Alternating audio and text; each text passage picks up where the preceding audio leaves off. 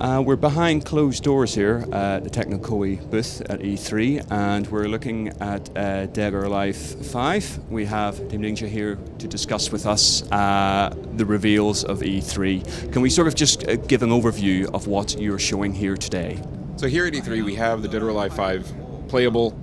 This is the first time people have really been able to get their hands on it after the alpha demo that we released earlier this year.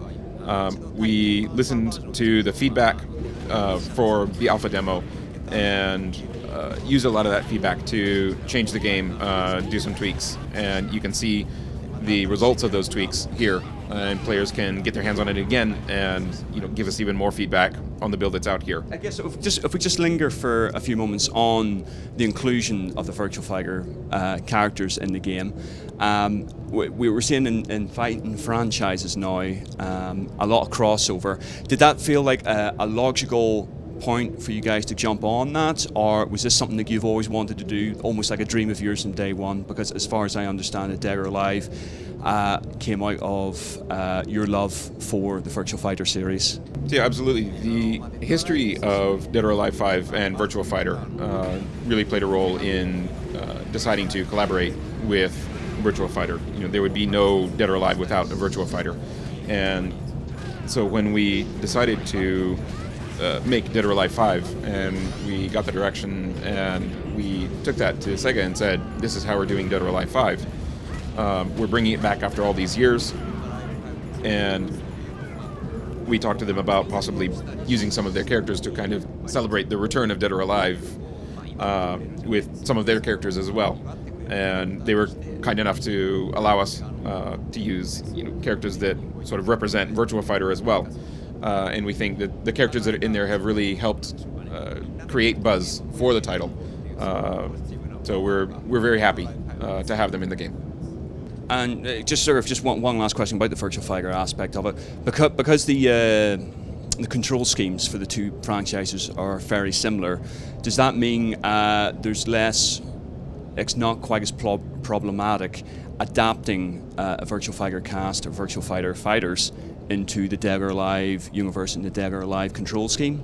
Yeah, since Virtua Fighter and DOA have similar control schemes, it was pretty easy to bring them over to Dead or Alive, and they have many of the same commands as they would in a Virtua Fighter game. And of course we've added holds and power blows as well to those characters to fit them into Dead or Alive 5. But that's also been done working closely with Sega. Well, you guys have always managed to maintain the most visually stunning fighting game series. I wonder how you guys always feel like you're having to match that bar every time you make a new Dead or Alive. Yeah, of course we feel pressure to top ourselves every time. But it's more we feel it before it's actually before it takes shape. And now Dead or Alive 5 has really taken shape, and we're actually very proud of what we've been able to pull off for this new game. And can we sort of talk about the new power blows that you're instigating, and also as well the tag matches as well we're seeing in Dead or Alive 5. What was the decision between the power blows, and how does that change the gameplay dynamic? So the reason to put in a power blow comes from 3D fighting games not really having like that final ultimate attack. Something that you can see in a screenshot or in gameplay, and that's something you want to do and you want to have fun with.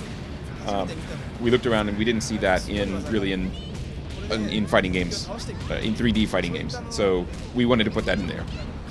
It's something that more casual fighters and casual gamers can see and sort of get them interested in the game and say, hey, that could be fun. And just in conclusion, I'd like to see your thoughts on the future of fighting games.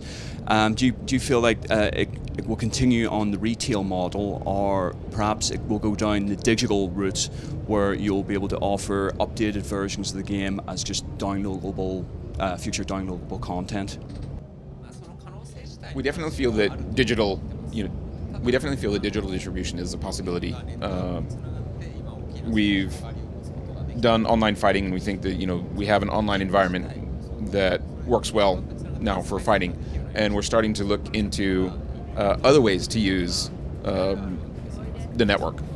And maybe it's not necessarily related to the core gameplay system, but in other aspects, in other areas, seeing how we can incorporate network functionality into the game as a whole.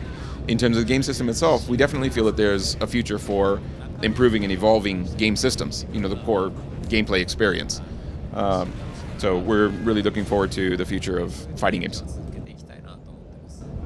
Obviously, it just leaves for me, in conclusion, just to say thank you very much indeed for taking the time to speak to us. Very much look forward to playing the game.